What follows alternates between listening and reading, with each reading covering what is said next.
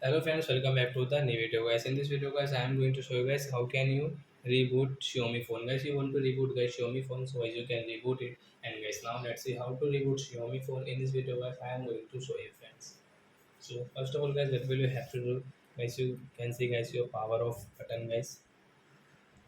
So you can see guys this power off button. So we will have to press here. So we will press here. Then guys you can see a reboot option, so we will tap to reboot and guys tap to reboot, then guys it will reboot guys automatic guys. Then guys you don't need to power off and guys click on press. You don't need to guys press on power off button, it will on automatic guys. You can see, wait and watch. So you can see guys powered by Android and iPhone. So like that guys you can reboot your phone, your Xiaomi phone. And friends, you have any doubt in your Xiaomi phone, so you can ask me in comment section, I will help you friends. So friends, you can see, then guys wait for a while and guys clean your phone. So I hope friends you have understood how to reboot Xiaomi phone. So that's it guys, thanks for watching my video guys.